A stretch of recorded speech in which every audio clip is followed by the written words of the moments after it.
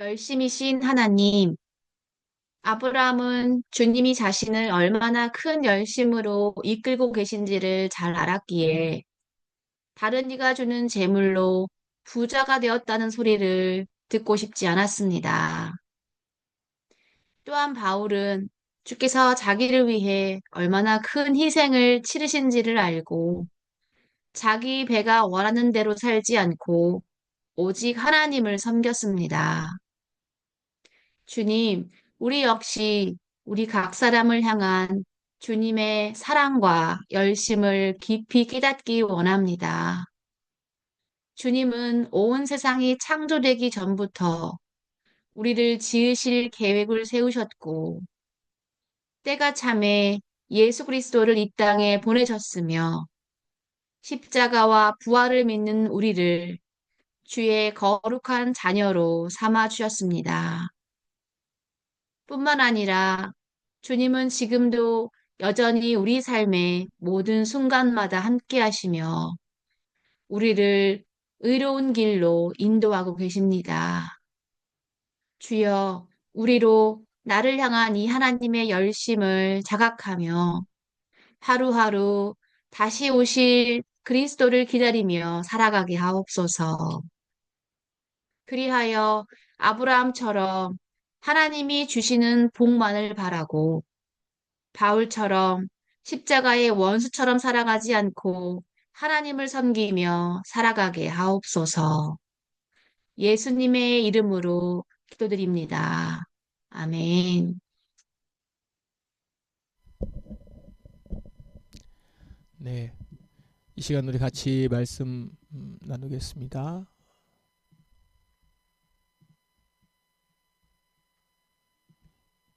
오늘 금요일 본문입니다. 오늘 창세기 말씀과 우리 빌립보서 말씀 함께 보겠습니다. 먼저 구약성경 창세기 말씀 읽고 묵상하겠습니다.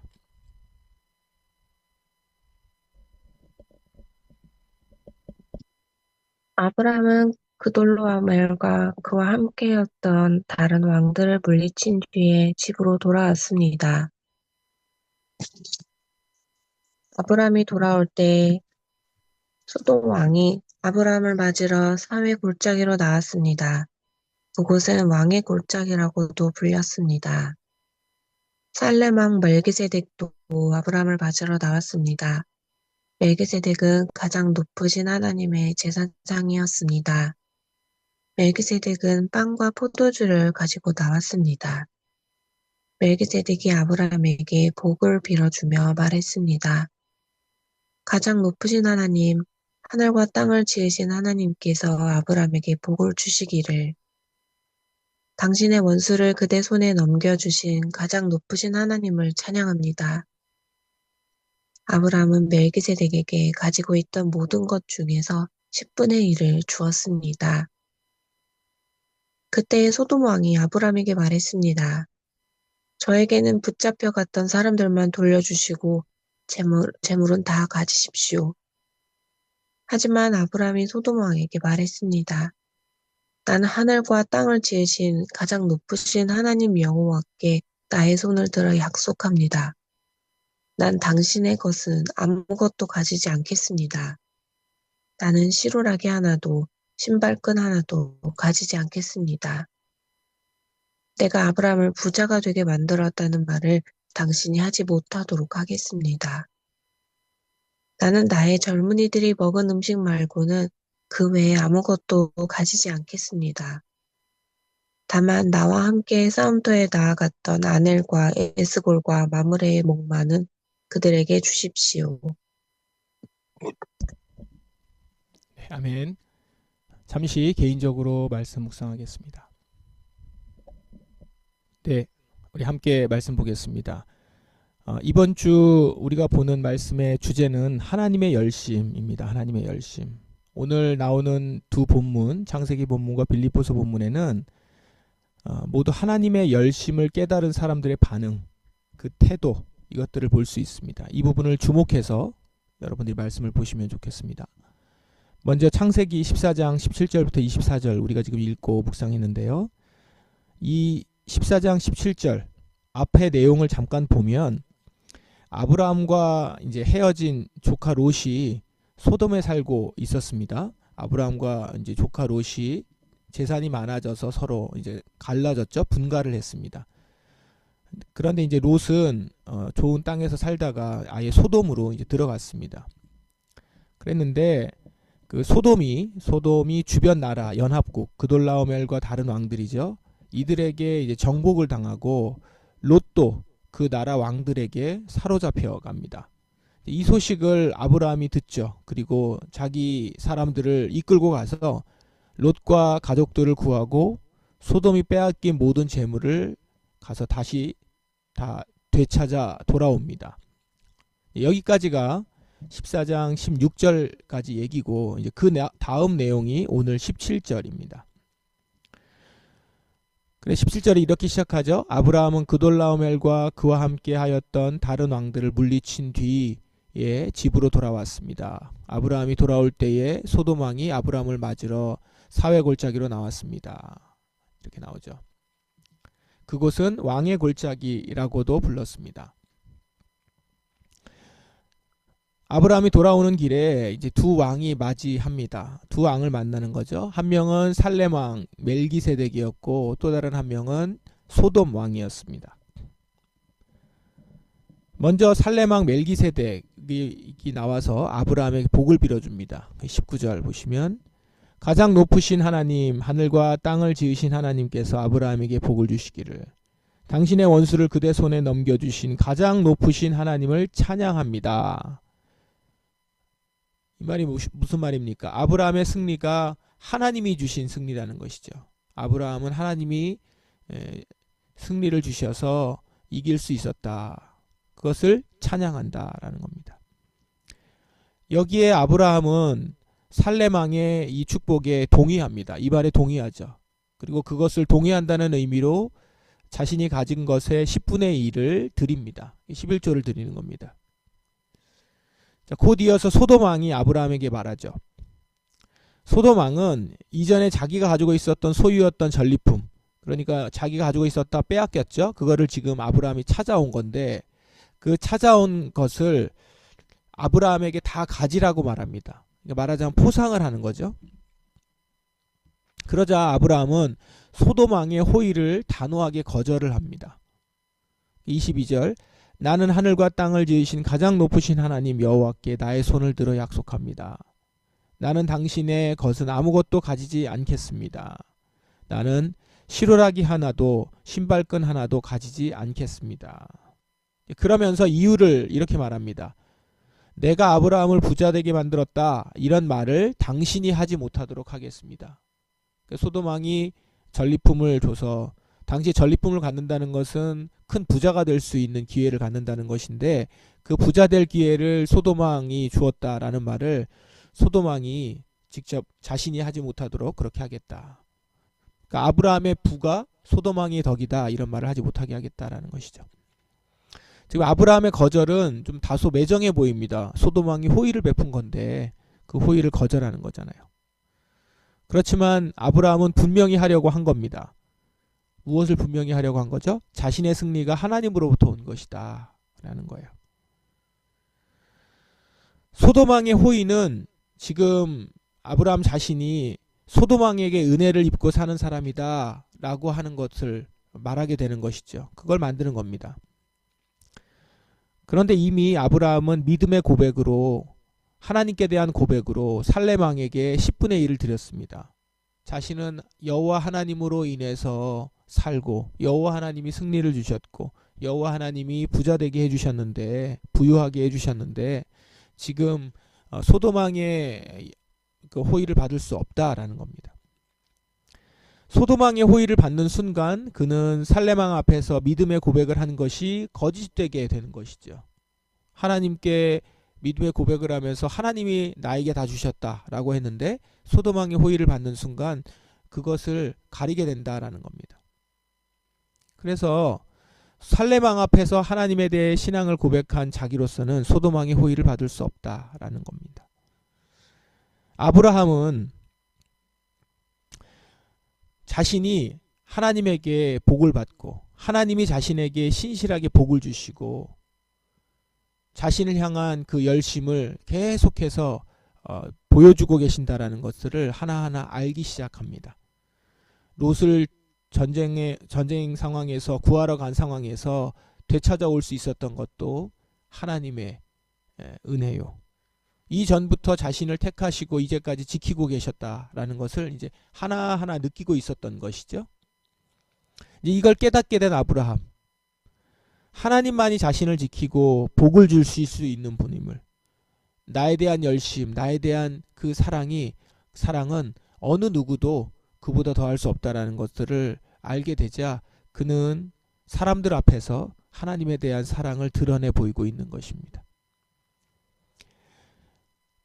자, 창세기 말씀을 보았고 이제 신약 성경 말씀 보겠습니다. 빌립보서 3장 17절부터 20절 말씀 읽고 함께 묵상하겠습니다.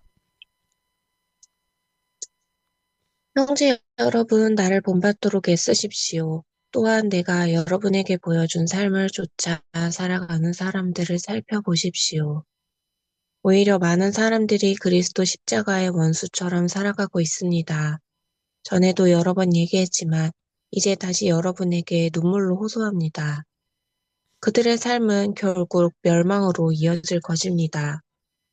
하나님을 섬기기보다는 배가 원하는 대로 살아가며 수치스러운 일을 하고서도 도리어 자랑으로 여기고 있습니다. 그들은 오직 세상 일에만 관심을 둡니다. 그러나 우리의 시민권은 하늘에 있습니다. 우리 구주 예수 그리스도께서 하늘로부터 다시 오시는 날을 우리는 기다립니다. 아멘. 잠시 개인적으로 말씀을 다시 한번 보겠습니다. 함께 말씀을 나누겠습니다. 빌립보서 3장 17절부터 20절입니다. 바울은 빌립보 교인들에게 자신 있게 자신을 본받으라 이렇게 말을 하죠. 동시에 자신을 본받고 따라오는 또 다른 사람들을 보라고 말합니다. 그들도 본받으라 이제 이렇게 얘기하는 것이죠. 그러니까 지금 바울은 자랑을 하는 건데 이것은 그저 자기 자랑을 하는 게 아니고 내가 이렇게 변화되게 된 이유와 과정을 자랑하는 거죠.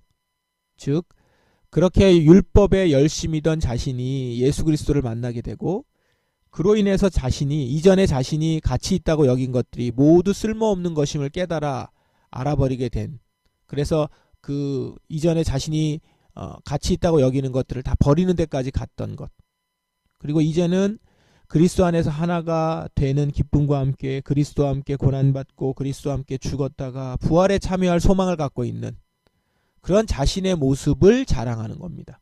다시 말해 예수 그리스도를 자랑하는 거죠.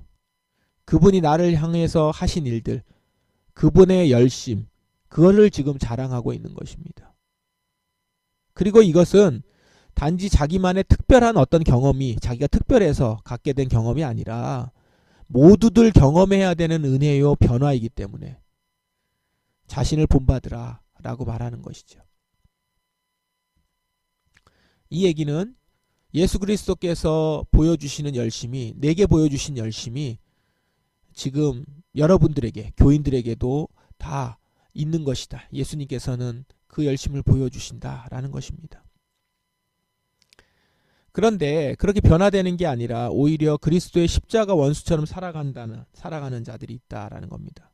그것을 보면서 바울은 큰 안타까움을 표합니다. 십자가의 원수라는 소리까지 하면서 그런 소리를 듣는 그들의 모습은 어떤 모습입니까? 19절에 보면 하나님을 섬기기보다는 배가 원하는 대로 살아가며 수치스러운 일을 하고서도 도리어 자랑으로 여기고 있습니다. 그러니까 자랑으로 여겨야 될 것들은 예수 그리스도로 인해 변한데 그게 아니라 수치스러운 일을 하고도 그걸 자랑스럽게 여긴다는 거죠. 그들은 오직 세상 일에만 관심을 둡니다.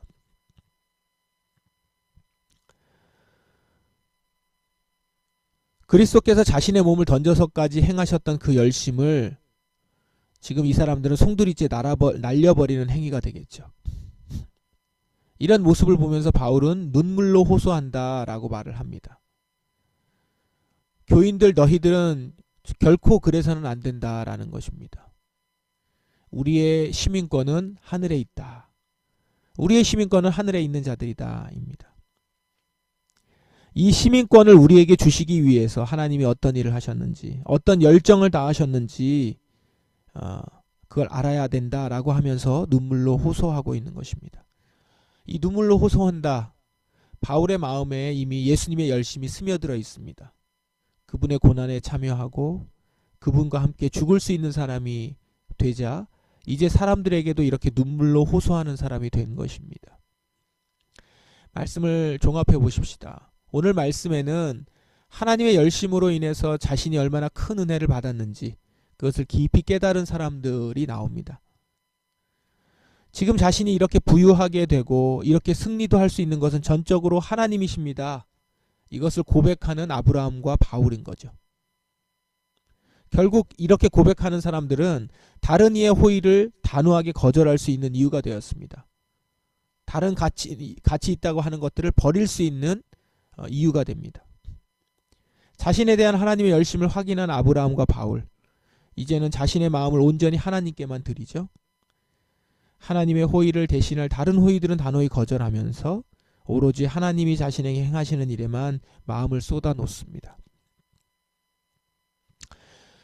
우리도 예배를 드리면서 이런 고백을 하잖아요. 나의 모든 복은 주님으로부터 옵니다.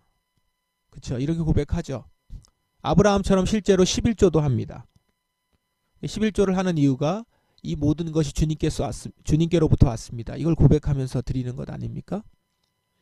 그런데 그렇게 믿음의 고백을 하고 나오는 우리 앞에 소돔과 같은 세상의 힘이 또 있는 거예요. 세상은 지금도 우리의 소유가 원래 자신의 것이다. 능력껏 가져가라. 이렇게 말하는 것 같습니다. 마치 소돔 왕이 아브라함에게 전리품을 다 선사하는 것처럼 너가 열심히 해서 받았으니 능력껏 가져가라. 세상이 우리한테 그렇게 얘기한다고요. 문제는 많은 성도들이 이런 세상의 제안을 하나님의 복이라고 여기면서 다 받는다는 거예요. 그러니까 지금 살렘 왕의 축복을 받았잖아요. 그래놓고 또 소돔 왕의 호의를 받는 것과 같은 것, 살렘 왕의 축복과 소돔 왕의 호의를 같은 것으로 여긴다는 거죠. 혹은 살렘 왕의 축복보다는 소돔 왕의 호의를 더 얻고자 합니다. 자신의 재산을 안전하게 보존해 줄 수 있을 것 같은, 그리고 정말 나한테 직접 얻게 해줄 수 있을 것 같은 권력에 손을 들어주고요. 그런데 이렇게 세상의 호의를 받아들이는 순간 사실 나의 믿음의 고백은 거짓이 됩니다. 나는 하나님이 주시는 복을 믿습니다. 하나님이 복을 주신 분임을 믿습니다. 그리고 11조를 하는 것. 그런데 소돔 왕 앞에 무릎을 꿇는 순간 그 고백은 다 거짓이 된다는 것이죠.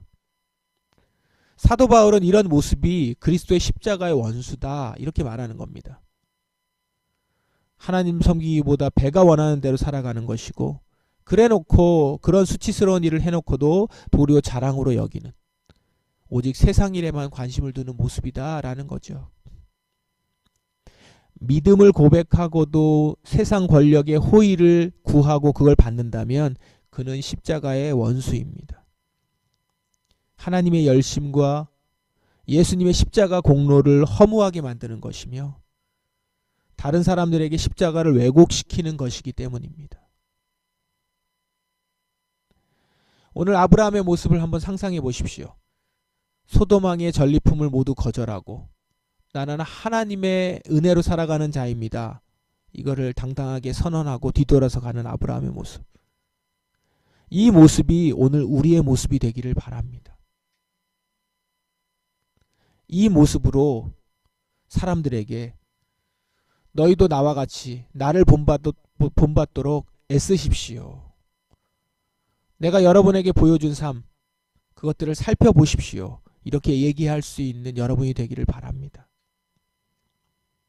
하나님이 우리를 향해서 보이셨던 그 열심이 우리를 감싸고 그 확신 가운데 다른 이들의 이 세상의 호의를 내가 거절하겠노라 고백할 수 있는 자, 또한 주께서 나에게 보여주셨던 그 사랑이 너무나도 커서 이 세상의 다른 것들은 가치 있게 여겨지지 않고 버릴 수 있는 자, 그거를 또 사람들에게 증거할 수 있는 자, 그 모습이 저와 여러분의 모습, 우리 포도나무 성도들의 모습이 되기를 주님의 이름으로 축원합니다. 함께 기도하겠습니다.